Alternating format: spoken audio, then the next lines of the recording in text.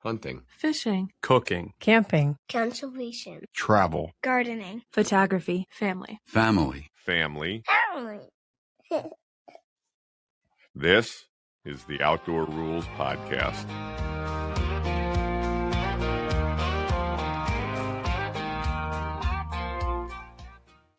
Hi, everybody, and welcome to another episode of the Outdoor Rules Podcast. Caitlin's with me. hello.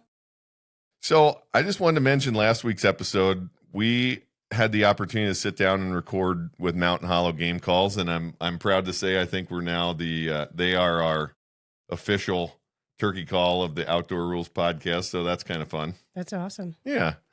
And I'm super excited about this week's episode. We talk sort of, as we've gone along these episodes a handful of times, about just the absolute badass women that I've had the opportunity to work with, and I count you among those, Caitlin. But so many others, and some of whom have really become lifelong friends. For sure. Yeah. And people that when we get together with, we can't help but have a good time and laugh. Yeah. Took us quite This a is while. true. Took us quite a while to get this episode started, actually. Yeah. So I'd like this week's guest to introduce herself. Hey guys, my name's Kate Olsen, and I met Mike and Caitlin working in Yellowstone almost 20 years ago. Right? Isn't that bizarre? Holy smokes. Yeah, because it does not feel like that. No. So Kate came to Yellowstone from Pennsylvania as well, right? Yeah, I also grew up in Central PA, and went to school in upstate New York, and pretty much immediately, like the morning after getting done with my last day of college rowing, got in the car and drove through the night out to Yellowstone. So I made a similar pilgrimage to many of our friends from that era. Yeah. And what year was that, Kate? 2008. 2008. So I had been there for a couple years. It's funny because when I think about my time in Yellowstone, I feel like you were there for the entirety of it, Kate. Like you played such a big role in my experience in Yellowstone from a professional standpoint and also from a friendship standpoint. Like it just feels like the whole time that I was there, you had to have been there too. But you were actually only there a handful of years, right? Yeah, I ended up being there for 3 years and then into that third winter before I went back to grad school. Right. I mean, to be fair, it feels like you were there my whole experience too. But I was. No, I mean, some of that is like, you know, we've talked about Yellowstone before and how it's such a tight-knit community. You know, you spend a lot of time around people, both the kind of work that we were doing, which is some of what I want to talk about, particularly the camping part of it today. But then you also end up socializing with people in a way that you really get to know folks well. And, you know, I really mean it. I feel like that friendship sort of filled up the experience in a way that it feels like you were just part of the whole thing. And I could never think of Yellowstone without thinking of you. I think for a lot of people that it was a very formative time in our lives, although you're much older than me. But the reality is it was like really our first time of being away from home, being away from family, and we spent so much time together there. So even though I was only there for 3 years, it's just this enormous experience across the very formative years of my life. I mean, it ended up springboarding an entire career for me, but those summers, you know, changed my entire perspective on the world and how I existed in it, and just public lands and access and all this stuff that I had never even been exposed to. And I don't think that's unique. I mean, how there was most of the people that I remember from that time were from the East, you know, from the Midwest. So all of us were having these kind of grand experiences all together. Right. Yeah, and the people are such an important part. I mean, the place is important, but the people are such an important part of those experiences. Yeah, it wasn't a bad backdrop, but we had a pretty good time. We really did. You mentioned going to school in upstate New York and rowing. You went to St. Lawrence, right? Correct. And, you know, I kind of talked about this in the episode with Caitlin that we did about Yellowstone. You know, we hired a lot of people there. Like if we could get folks who were college athletes, that was a real plus on somebody's application, because generally those people, one, they were physically capable of doing the work, and they had time management and, you know, teamwork skills that some other people maybe don't have so much of. Talk a little bit about rowing, because before I met you, I mean, I knew that was a thing, but I didn't really know much about it. Yeah, a lot of Caitlin's episode resonated with me. And I have like a extremely vivid memory of like, right, this was like cell phones were still pretty early back then. And I remember I was running from like practice to class, and I was in the basement of the gym, and I was running out of cell service. And so I had to like run to my coach's desk and call you back on the phone. And I remember thinking you had such a heavy accent. Like I thought you were from South Dakota or something. So after 3 years in the wilds of Montana, you turned into a mountain man. And something like that.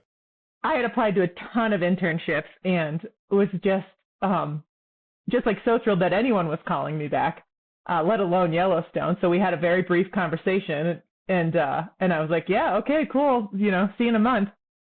And then I ran to class, and I got out of class, and I had a voicemail, and I was like, oh, yeah. We forgot to tell you, too. You're going to need cowboy boots, slick sole, 3/4 inch heel. Okay, bye. And I remember being like, oh, no, what have I signed up for? And what indeed you had signed up for. Yeah.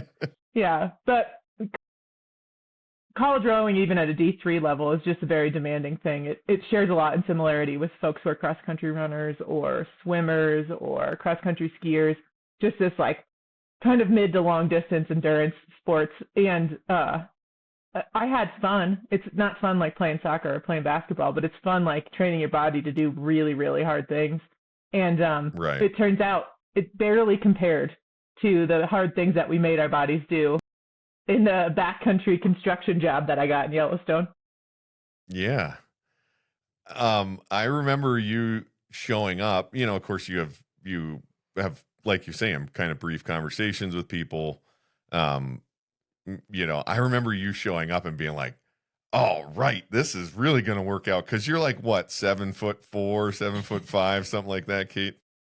Yeah. And harbored no, self-consciousness about my height. So thanks for that, Mike. You're 6 feet tall or taller, right? Yeah. You shouldn't be. They call me the powerhouse in the boat. I wish I was that tall. Well, I mean, you know, really it was like, oh, this is perfect. A college athlete who's, you know, not just in great shape and really physically capable regardless of size, but also, you know, tall. She could pack some elk meat. Right. Well, yeah, I mean, she could pack frozen lasagnas usually. Pack a whole lot of whatever because we're gonna be packing a lot of stuff into the backcountry this summer. And before you came to Yellowstone, did you have much backcountry camping experience? No, like essentially none. I grew up with a lot of my vacations being day hiking in the Adirondacks with my family, like more like time in nature and less like extreme wilderness backcountry stuff.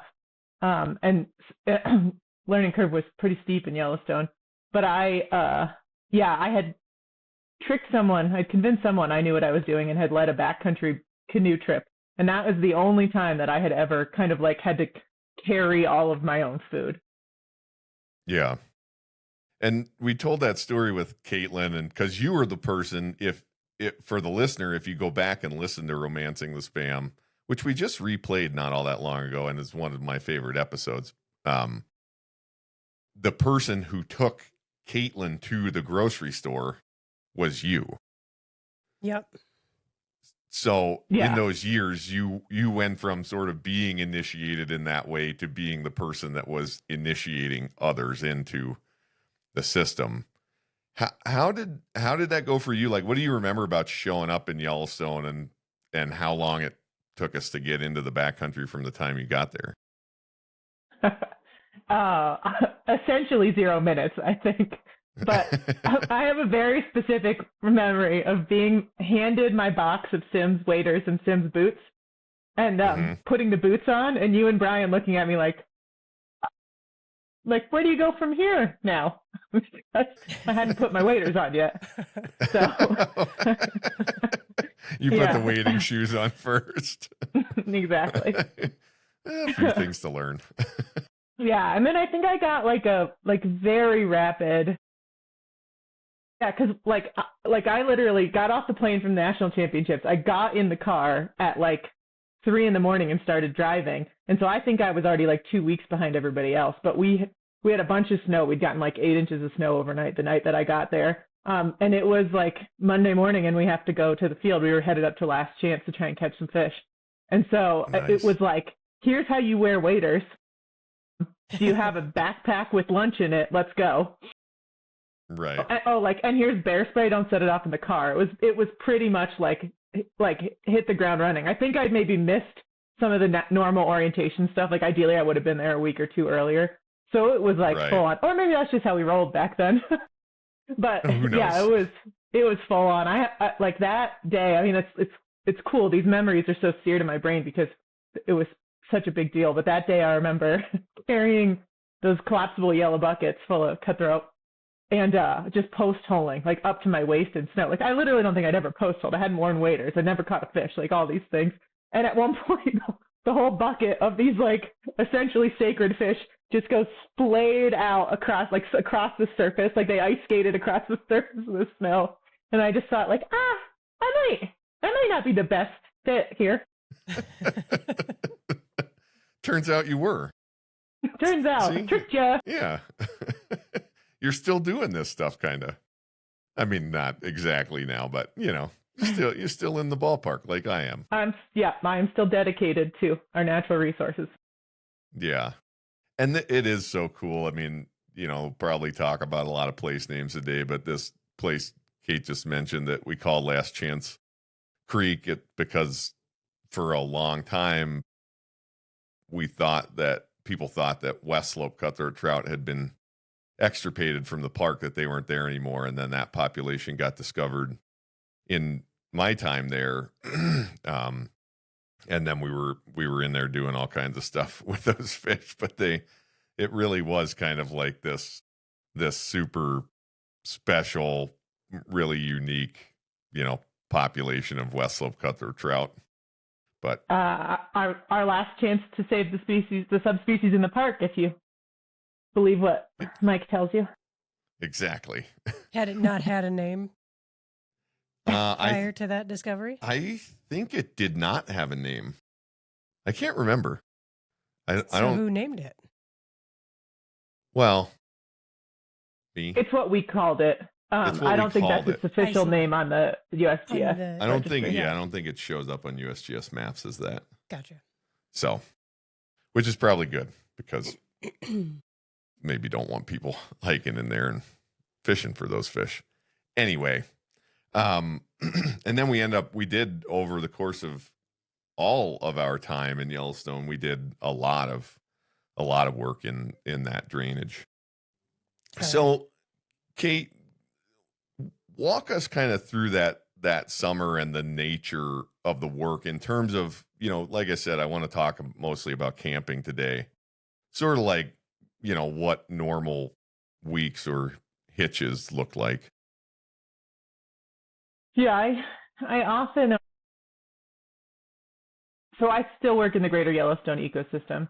I'm just a little bit south of where all these stories are from. And so it's not that uncommon for me to tell people, I've spent hundreds of nights in the backcountry of Yellowstone, and many of those nights were that first summer. Like I mentioned, it was kind of hit the ground running, and I think we had some unachievable objectives set forth So that time was of the essence that summer. Some delusions of grandeur. I'm glad you said it. But so yeah, like we were off to the races, and like it really felt like we don't have time to waste. We were, whatever, cleaning up a mess from a fire the year before, plus trying to look out.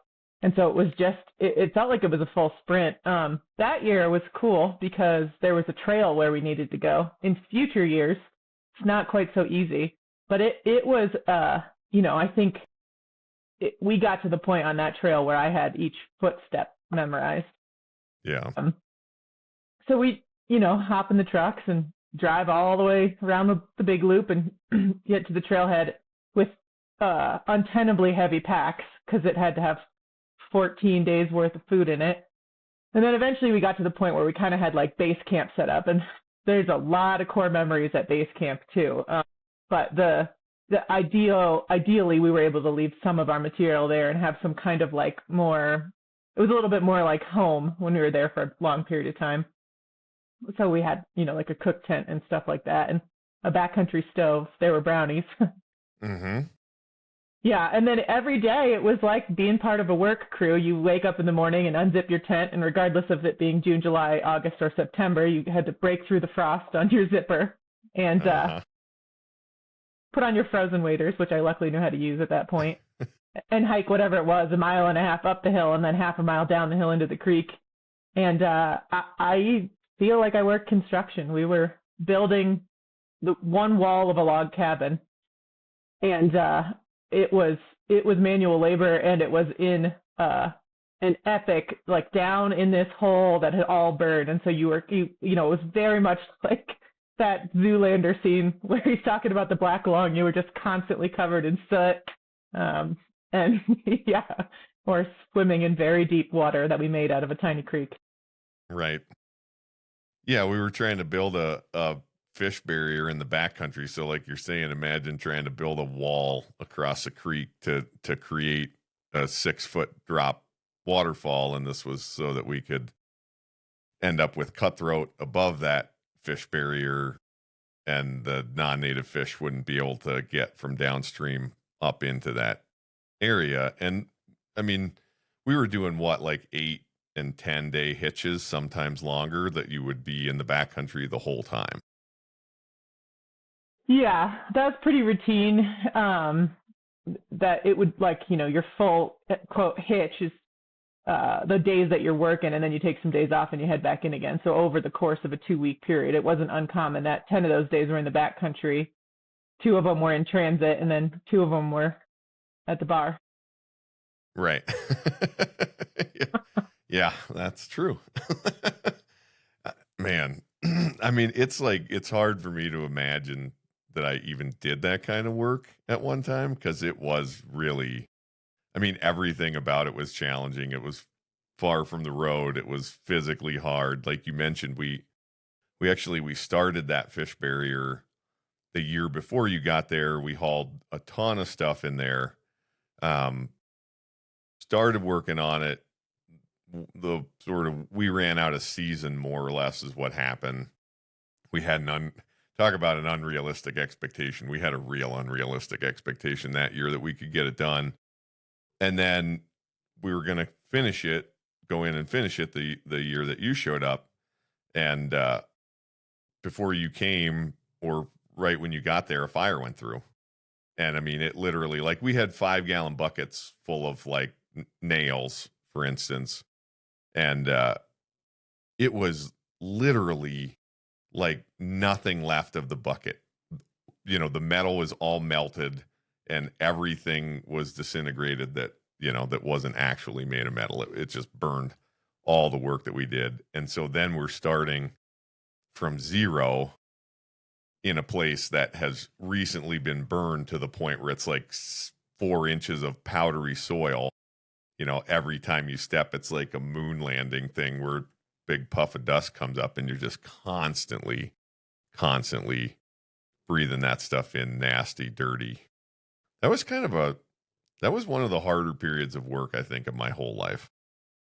I mean, luckily I was still young and naive. Like, I had just showed up to work hard and see a different part of the world. Like I had no expectations. I had no sense of things that I know now, like the logistical constraints and how high risk some of that work was. Like the falling trees while you've got mules being unloaded with cement and, like hard to control hydrology. Like I feel like I was so lucky to just have been there and just be the laborer without any of the stress that the project planning side of it. I'm so glad I don't have any of those memories, because I just remember like being gritty and hardworking and accomplishing something. I've forgotten all of that stuff, Kate. So you were never too stressed about it. I think I was, but I don't know. Maybe I wasn't. You mentioned mules. Well, I'm not sure how much detail we want to go into on the podcast, but talk a little bit about the mules, because you mentioned the pack stock. Yeah, at some point I had done the math with how many hundreds of thousands of pounds that we packed in on the back of mules. So, hiking that trail, a couple of times a week, every week for the entire summer means like I really got to know it. What I didn't mention is that many of those trips were immediately behind a pack string, and just following those animals in and out of the woods and working with our packers. Like I just got all these very Western experiences that were completely authentic because we were just there to work. And I think another one of my memories was when we were working with the father and son duo who were the log home construction company. And I remember them, they're falling. So all the trees are like we call them matchsticks. I don't know. Like there's no branches, there's no needles left. It is just tall and absolutely black. And that's the material that we're using to build the log wall. And so they're falling these trees while we are loading, unloading, packing, walking in and out with these animals. And there was a moment I remember that like they fell a tree and the tree didn't fall the way it was supposed to, and then it hit another tree. And in like a split second, there was an entire pack string of mules like coming straight at me, and like it, the little liberal arts East Coaster was just like, oh, okay, that's a thing. Yeah, it's really something when you're on a trail and a bunch of mules that are all tied together are barreling towards you. It's a real They're not doing it in a straight line, right? They're not doing it in a way that seems predictable. Right. Yeah. You're like, not to mention that they each have 160 pounds on their back or whatever. Right. Yeah.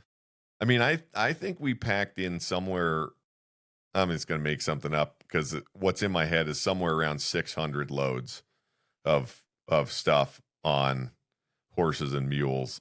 I know that there were a couple days where we had like 22 head of horses and mules on site packing, making 2 to 3 turns every day.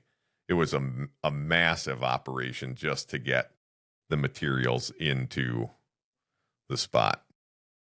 Well, my best estimate is that puts us at about 96,000 pounds. And in my head, I thought we were around that 100,000 number. It's crazy to think about. Yeah. How much stuff we packed in there.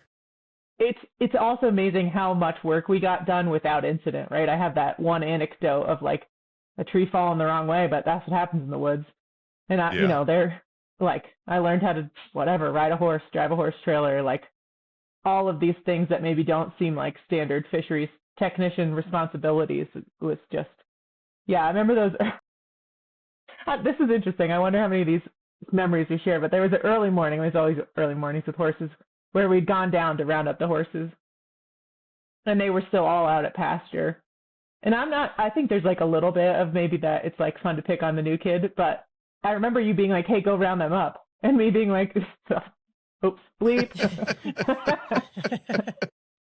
and I just was like, what?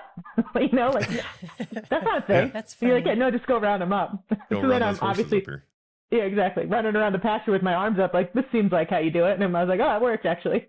Yeah. And not everything's complicated. It's true. Yeah, go get behind them and run them over here. Oh man. And outside of that, we must have done backcountry work in other drainages that summer too. Barely. We did a little bit of work. We didn't get up into grayling until the next summer, but we did a little bit of work like Geode Creek, catching a bunch of fish and moving them by helicopter. And like Elk Creek or something, we were doing a barrier study. But my memories of that summer are essentially just, like our 4-man crew plus whoever else we needed on the big days in there. Yeah. And I guess after that, you came back then, obviously, for another several years. Yeah, I got a real job. I wasn't an intern anymore. And those summers we weren't doing the construction project, but we were still in the backcountry a lot. Yeah, and rugged in a different way because the whole the first summer was all the Specimen Creek project, and that essentially all the way to High Lake was a long 10 miles of trail. So as far as access goes, it's the equivalent of a highway. But the next summer up Grayling Creek, that's all through the 88 deadfall without a trail. Like that's where the incident when I tomahawked down a cliff happened. So even though it was maybe not cumulatively as many nights in the backcountry, in some ways I think those other summers were actually more rugged because we were farther away from civilization, right, miles away from trail or road. Yeah. And you mentioned hundreds of nights. This is one of the things. I'm not like a record keeper in that way, like I don't keep a journal of the fish that I catch and all, some people really like keep accurate records of that stuff. The one thing that I really wish I knew the actual total of, I wish I knew how many nights I've spent in a tent. What would your guess about how many nights you've spent in a tent be?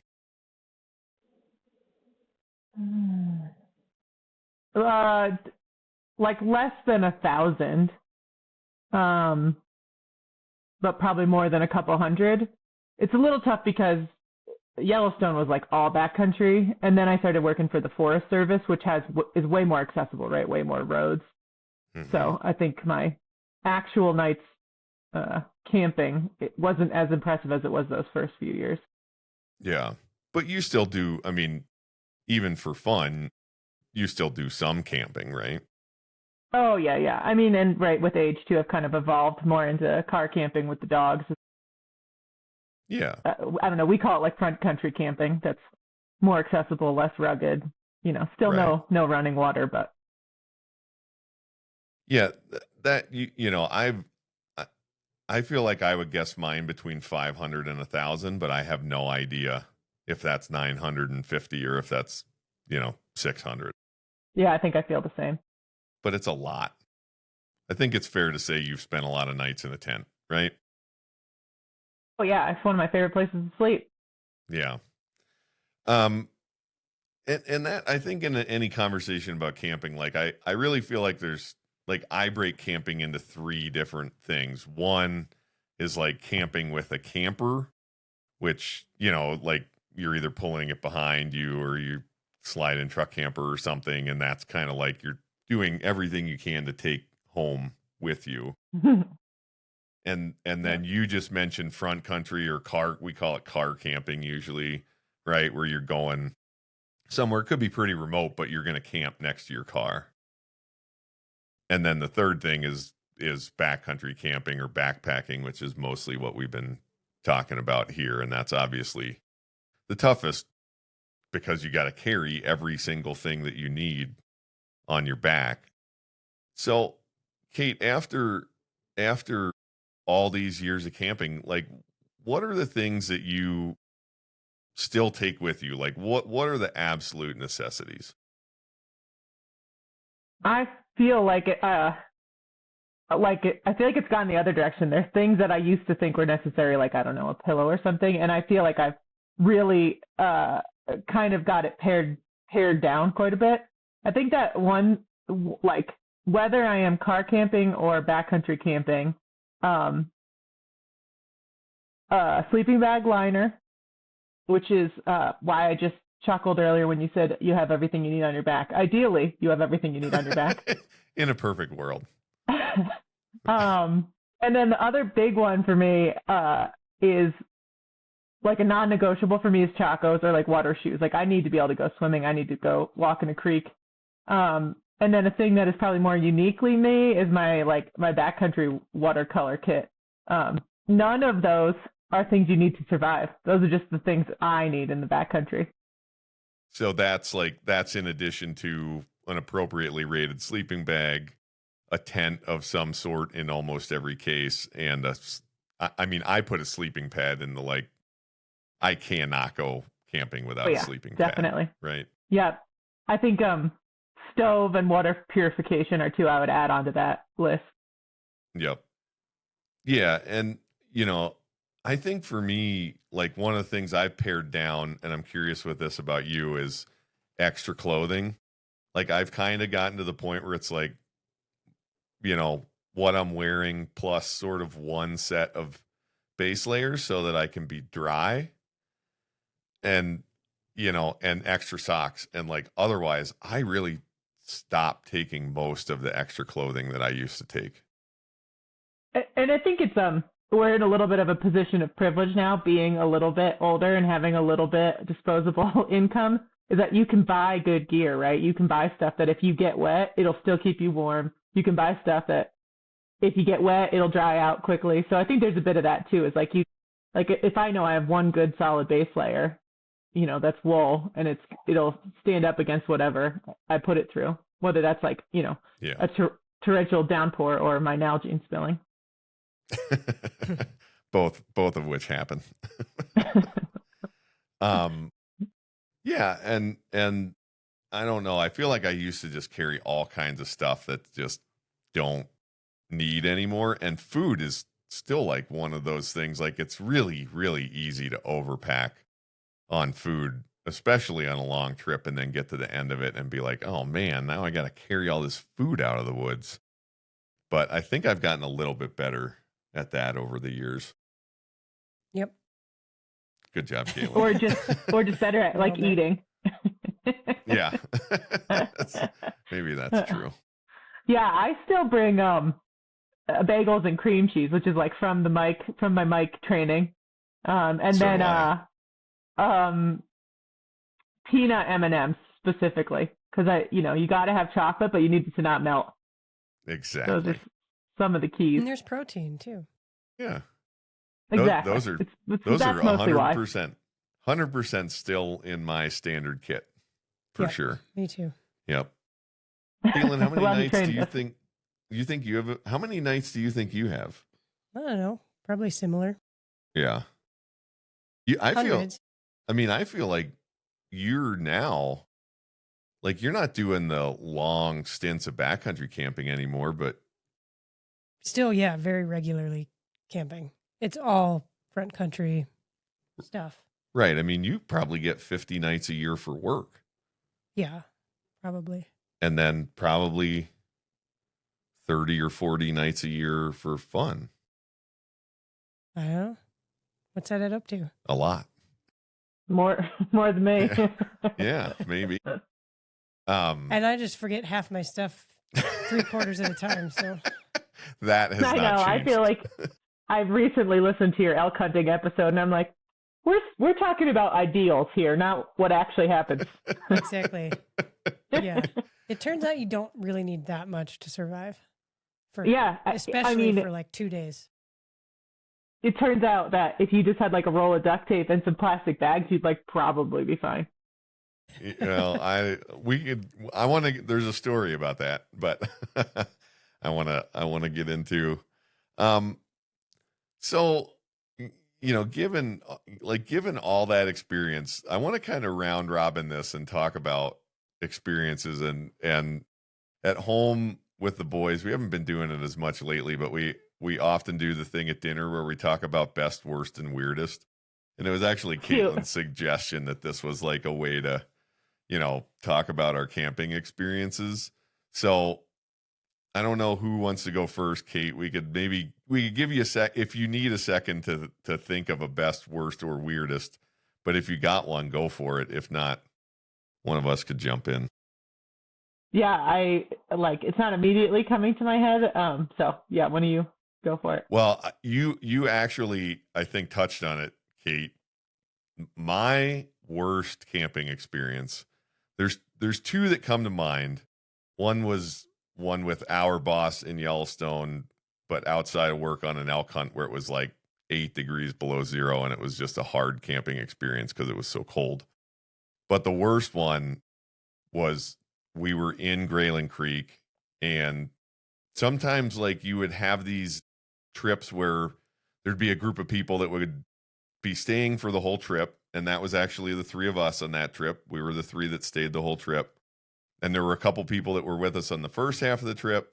And then they hiked out and they took some extra gear out with them. And they were also supposed to drop some of our gear at our next campsite down the stream on their way by.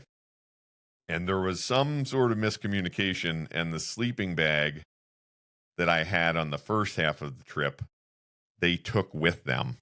And then I did not have a sleeping bag. And it was like mid-September in Yellowstone at elevation. And it was so cold. Like, we had 50-gallon trash bags, and we gave you all of our spare clothing to shove in the bag around you. Exactly. And it turns out that does not, like, you cannot replace a sleeping bag with that. However, a sleeping bag liner, that would have been nice, would be a really nice thing to have in that situation. And after the first night when I did not sleep at all and then had to take a nap in the middle of the day, which how often did that ever happen on a work day where I like laid down? Every day, all the time. No. You were not really functioning. I was, fair to say. Yeah, my brain was like not working. We got back to camp that evening, and the other guy that was with us was like, "Oh, I have a sleeping bag liner I've been carrying the whole trip. Do you want that?" Yes, I want that. I think he wanted to see if he needed it the night before and then decide if he was going to give it to you for the rest of the trip. It did help, but it still did not come anywhere close to making up for not having a sleeping bag. So, yuck. Yeah, I think it's fair to say that I'm going to go the rest of my life without ever forgetting or having a miscommunication about my sleeping bag. No. We did that one time. We did. I'm gonna equally blame us. Oh boy. Remember that time your buddy Jeff came to visit us, and we actually had Emmett we forgot the tent that time. Oh, it wasn't a sleeping bag? It wasn't a sleeping bag, it was a tent. See, we're good parents. Emmett was 6 months old. So tiny. He was an infant. Yep. And so we brought Emmett and Robert and Jeffy and us and our dogs probably or something. But I thought it was a sleeping bag. No, we were equipped with sleeping bags, blankets, etc. Yeah. But we didn't have a tent. We just forgot the tent. We forgot the tent. Okay, so does either one of you have one? Best, worst, or weirdest? Yeah, I have one. What was we had a little more time to think about this because, just in mapping this out. Weirdest. Being pregnant and camping was awkward. And, uncomfortable. Yeah, uncomfortable. Yeah, awkward from that standpoint. Just like physically fitting, getting comfortable, sleeping on the ground or what have you. And then I finally got to the point, I think at 8 months, where I was like, all right, I'm done sleeping on the ground. I need a cot. So I brought a cot on a camping trip in the desert mountains and tent. And I was with one other coworker, and it got really super windy in the middle of the night. Enough that it woke me up, but I was good. My tent stayed staked down. But in the morning, coworker came up to me and he's like, "Oh, I'm glad to see you're okay." And I said, "Why?" He goes, "That wind blew so hard last night that it rolled my tent over the top of me and I somersaulted a couple times across the desert." He's like, "I was really worried about you and how you fare on that cot, the higher center of gravity." And I was fine. I think my tent just happened to be at the perfect angle, I guess, that it didn't, Yeah. how it was one of those like quarter domes that's real skinny on one side and long on the other. And I just got really very aerodynamic. Yeah, I got lucky with the direction the wind blew, and his was square and it just caught him and rolled him. But yeah, that was pretty weird. But he waited all night. But yeah, he waited all night. He was so concerned. He didn't like get up and come over and check to make sure you were okay or anything. He probably assumed I'd come get him. Oh man. Or he'd find that me. That's kind of similar to the one that I had jotted down quickly as weirdest. And this is a story that I was present for, but asleep during. But it was when I was little. Like, the Olsen family is like miraculous at camping a lot and always camping when it's going to be raining. So like my entire youth, anytime we were camping, it's like, and it was the, I don't know, 80s and 90s. Everybody was wearing cotton. You were wet and cold all the time. And this story is like, we had a big family tent, and there's 5 of us in our family. And so it was mom and dad in the middle, my older brother on one side and me on the other, and then the baby down at the foot. And my dad waking up to Max floating in the air above his head and being all disoriented. And it was because that side of the tent had like lifted up with the little like 3-year-old floating above my dad. Man, Holy smokes. That wind is really your enemy when it comes to tent camping. Stakes are important. Yeah, I've never lost a tent, but I've found a couple. Like, we found a couple in the San Juan River where it was like, oh, there's a tent. Like, check to make sure there's not a body in it. Yeah. Never had that experience, but yeah, I've known some people that lost tents in the wind too, like just gone. I think we found one in the Yellowstone just downstream from our house one time. But yeah, Pretty weird. it is pretty weird. My Wait, so was your first one your worst? That was your worst one. Either that or the that cold was my night. worst. Oh, yeah. That was my worst. Okay. My weirdest was I was working. We were working. Some of us were there. And I don't want to name any names, but we were working. And there were 2 colleagues of ours, one of whom was married and one of whom was seriously involved in a relationship. And they were sharing a tent, I think is how I would put it. And trying to hide it, but doing a very, very bad job of it. And it was like that in and of itself was very weird and quite awkward. But then in the middle of a 10-day work trip, the person who was married, their spouse showed up to confront them. Boy. It's probably also worth noting that these people are all like kind of coworkers. Yes. Like all people that we're exactly. professionally connected with. That's right. Closely. So that Some was closer than others. Yeah. That was definitely the weirdest and most uncomfortable camping situation. Did it interfere with obviously it was disruptive, but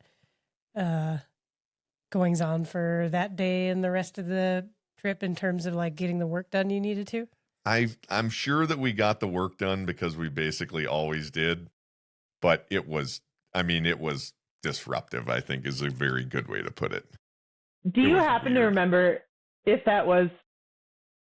So I feel like this might be actually timeline-wise in close proximity to one of my best. Do you remember that night that we weren't sure if the Mega Secure was going to hold or not, and so we had to take shifts through the night? And maybe some folks had maybe had some drinks. And we Right. were walking across the meadow and I just disappeared into that channel. Do you remember that? Like, I told Caitlin about this before we got on, because the way that I tell this story, which I do tell, is that you are the only person that I ever saw come up that actually had grass in their teeth. Like we were going across a meadow and there was an old stream channel there, and the grass was dark, like, right? Yeah, it was dark-ish. But the grass was like pitch black. Oh. But the grass was like over knee high. Yeah. And so you couldn't see it. see. And Kate just like, just hits this old stream channel, totally disappears from sight, and then comes up like with as grass mentioned everywhere. Earlier, I am not short, but I like straight up went like I went all the way to my waist, because then the top half of my body just slammed into the ground. Yep. Good times. Yeah, the good with the bad. Yeah.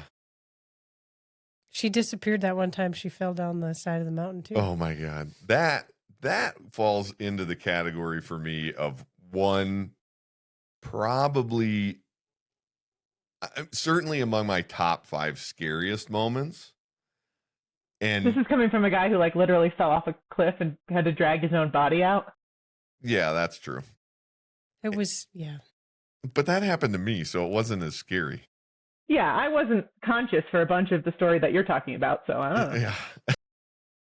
But then also like miraculous from the standpoint that you weren't seriously hurt. Yeah. And it was it the 3 of us and one other person from another agency? And the law enforcement guy. Oh yeah. Anyway, we were traversing this spot. You were talking about that drainage that we worked in that was off trail. And so you basically followed the creek almost the whole way. And there was a spot where the creek was kind of tight, not quite a canyon maybe, but a very steep but loose bank, right? That was like 100 feet tall or something. And yeah, I think so. A couple of us stayed lower down towards the creek, and this person from the other agency sort of decided to go a different way and stay much higher on the hill. And the way that I remember this was that you stayed with them, like almost trying to be helpful to them because they were not very comfortable. That's how I remember. Yeah, like in my memory in the retelling it was like this old lady that like volunteered to go with us, and now I'm like, she probably is my age now. Like it's like she's like a senior citizen. I'm like, she was probably 37. But yeah, and I think one part of backpacking that we haven't really talked about is that ideally what you're carrying is the absolute minimum weight that you need to carry to survive at least moderately comfortable in the backcountry. We did not exist in ideal circumstances. It was our responsibility to do that, and then additionally carry an absurd amount of sampling gear. And so usually the way it worked is I listen to enough podcasts, so here I'm speaking to the listener. I usually one person would carry the electroshocker with a bunch of equipment strapped to it, like as much equipment as you could strap to it, but then the rest of us would distribute that person's personal weight plus an electroshocking battery and like a bunch of sample vials or something. And so it's worth mentioning that like it would be normal that my pack would have been 80 pounds, and it maybe would have been abnormal that our packs would have been over 90 pounds. And so like I had followed this ancient 35-year-old up this scree slope, and right at the top, because I had this decision point of like, generally in Yellowstone, the backcountry, not a great idea to travel by yourself. So this woman had made the decision, like, I'm just going to go up the cliff over the trees, and then I'll meet back up with the group. And I was at the last person in line and felt this obligation of like, okay, that she can't really be by herself. Granted, she was probably carrying like a day pack or something. But right when I got to the top, I had kind of anchored into this like scrawny lodgepole pine that was kind of falling off the cliff. And as I kind of gave myself that last hoist, the tree came loose, and I just tomahawked backwards. Yeah, and you slid. My recollection of this is that you slid like 100 feet. And again, not vertical cliff, but too steep. Like once you start moving, you are not going to stop yourself. And you slid all the way from that spot 100 feet above the creek, like right down. You went like 15 yards in front of us and then out of sight into the creek bottom. Oh, she did. Yep. Yeah. That's what happened. And then what I really remember about it was being like, oh my God, Kate's dead. Now, thank goodness you didn't tumble because you slid kind of on your back on the pack. It looked like a really controlled death plunge, Kate. And hit the bottom, you hit the creek, and I was like, oh my God, Kate's dead. Like, what, and it started like running that way, and you popped up and you looked at us and you said, I'm okay. I'm sorry. Like, sorry. You're alive. My Midwestern sensibilities. Oh, sorry. Yeah. I don't want you to worry about me. And then I just like grabbed my pack and scurried back up the cliff, right? Yeah, exactly. Pretty much. I think Mike had to force you to just sit down. That's what I remember. You were like, I'm going back. I'm like, no. I'm like, stop. Everybody stop. Everything stops. Sit down. Yeah. Are you like, because it's a situation where if you hadn't managed to stay on your back, like if you had started to tumble, you would have had like compound fractures in your arms and your legs. Like it would have been a helicopter out of their best case scenario thing. I mean, I do think I hit my head. I do think I was like, I don't remember falling.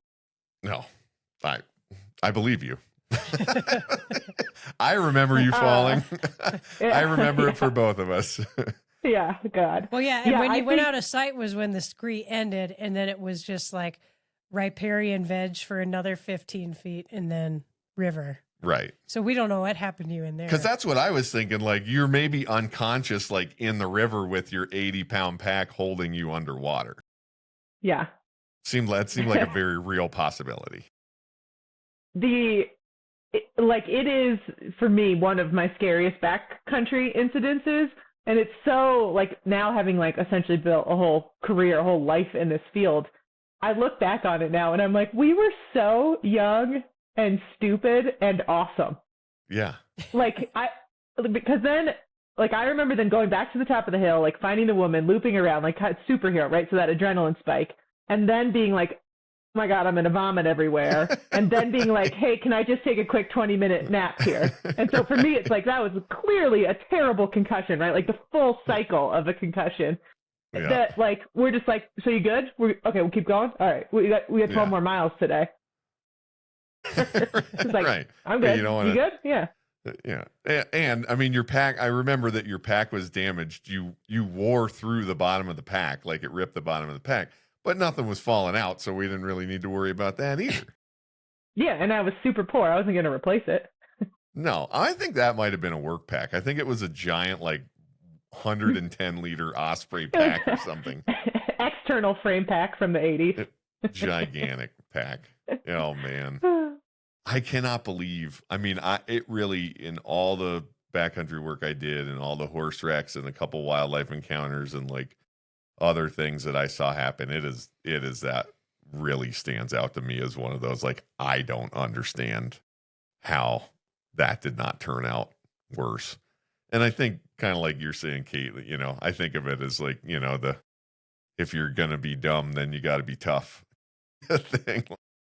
And we were very tough. Yeah. Compared to how tough I am now, I was so much tougher then, for sure.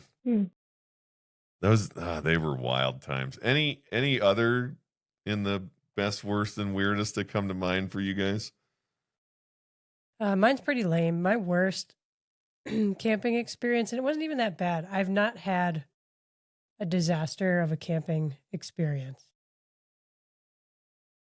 I've had like some bad stuff happen, but nothing that was, catastrophic. But I camped at a music festival once, and I have no interest in ever doing that again. I don't know. Oh, camping. gross. Yeah. I'd rather just be somewhere that's quiet and doesn't have a bunch of people and isn't humid and 85 degrees. And Yeah. When we didn't really mention that, but I feel like that's another thing. Like the last thing that I want to do when I'm camping is be around other people. Like camping in campgrounds for me is just one of those, like, I get it why, and I do it sometimes, but like I would, rather try to find a place to do dispersed camping just because, other people make noise and I'm a grumpy old man now and I can't stand it when. now. Yeah. Okay, I've been a grumpy old man forever. Finally. I've always been grumpy. Now I'm actually old. But you've mellowed out so much. Have I? Oh yeah. Good. Is that good or bad? You just said, I would say, like you said grumpy. That is just, like, that's not angry. Grumpy's okay. We can deal with grumpy. I think that this is interesting because this is another story that it was worse for someone else than it was for me.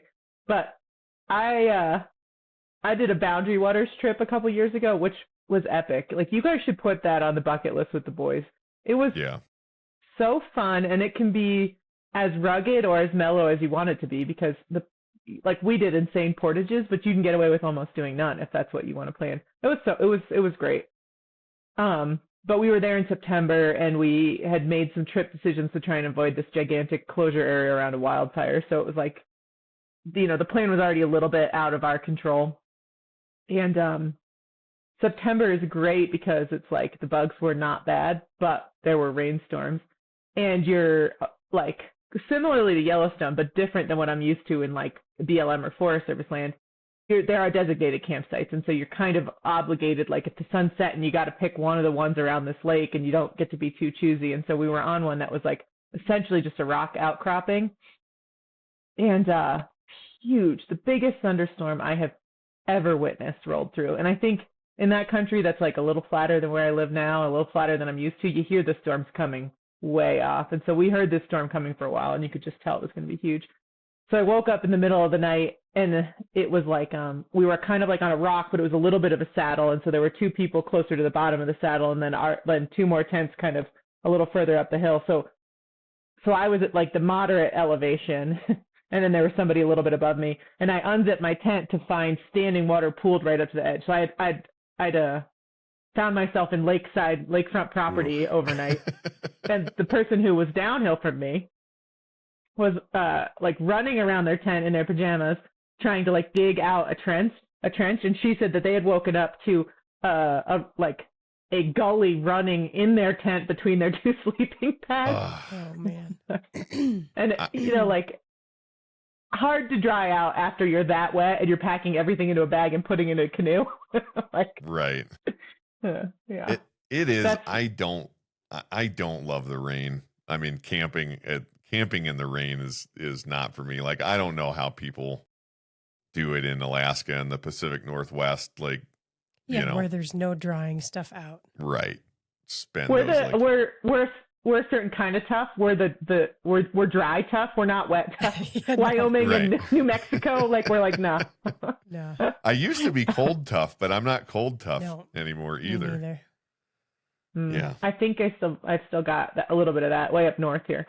Yeah, I'm sure you're much more cold tough than we are. I had a weird camping experience. Like, I found it really tough. We did some hunting for oryx in June a couple years ago, which was down pretty far south in New Mexico, and it was like highs during the day of 105, 106.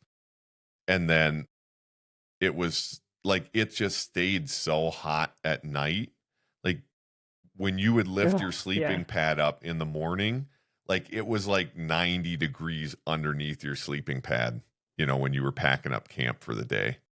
And that, I almost found that harder conditions to camp and sleep well in than when it's cold and you're prepared for it. Like, because when it's hot, there's just nothing you can do. You're not going to get cooler. I mean, it just is what it is. You just lay in your tent and sweat.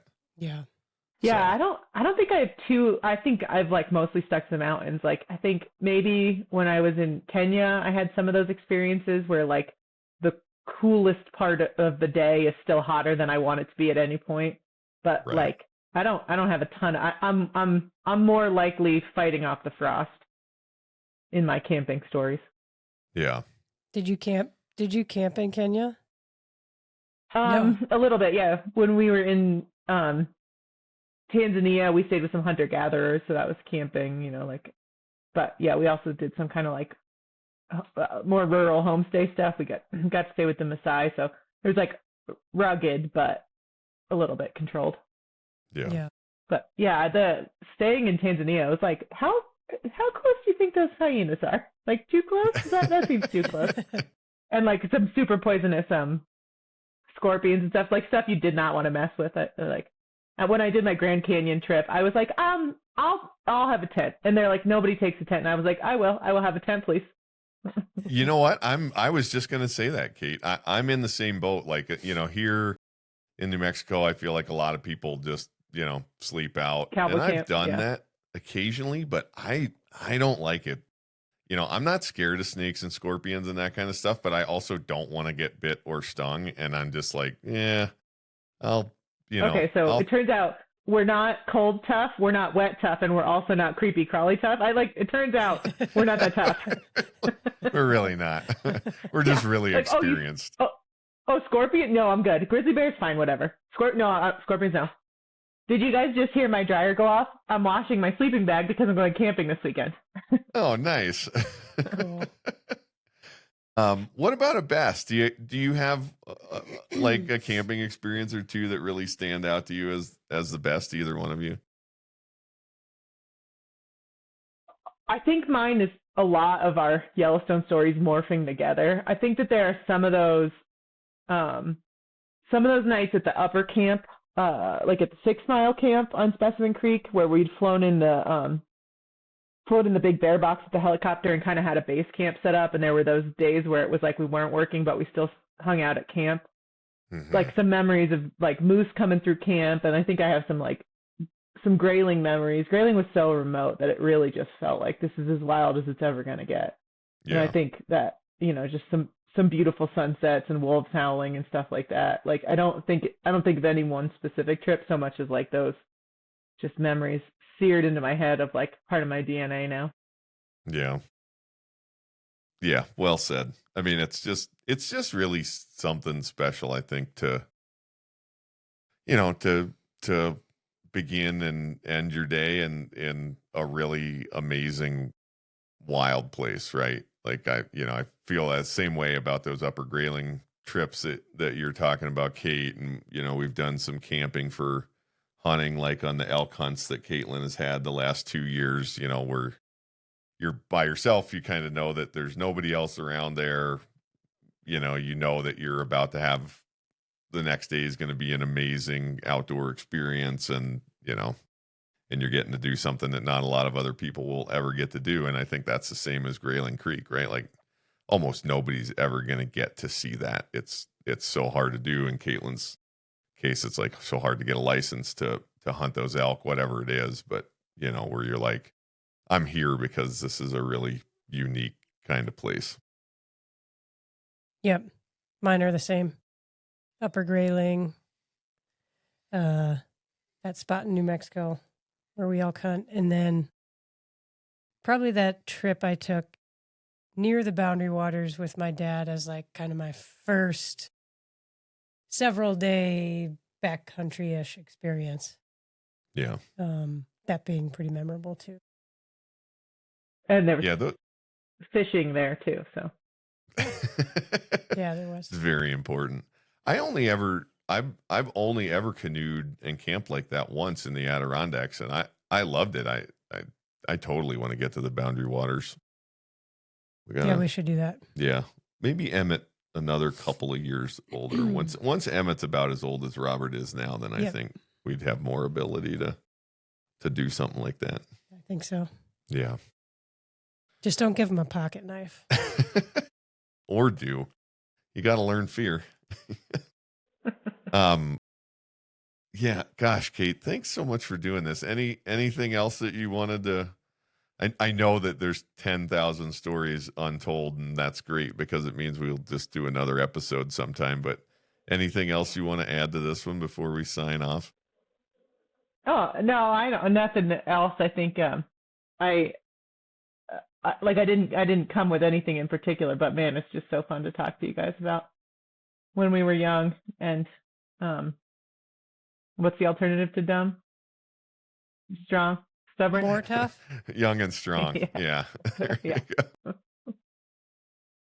Oh, well, we miss you, Kate. We wish that we got to spend more time together, but for me, it's one of these strong friendships that no matter how long it's been, we can get together and just spend hours laughing. So thanks for being a great friend and thanks for doing the podcast with us. Yeah. Maybe we'll, you guys come up with the boys and we can take them into the winds. That'd be awesome. Sounds like an amazing plan. All right. Thanks, everybody, for listening. As always, you can find all of our content on our website, www.outdoorrules.com. We've got the Instagram page there at Outdoor Rules. We're on Facebook. We're all over all the podcast platforms, Apple Podcasts and Spotify and YouTube and all that other stuff. So thanks again for doing this, Kate. Mike sucks.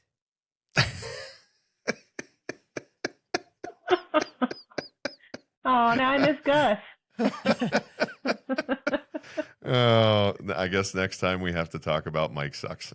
All right. I love you guys. Love you. Bye, guys. Bye.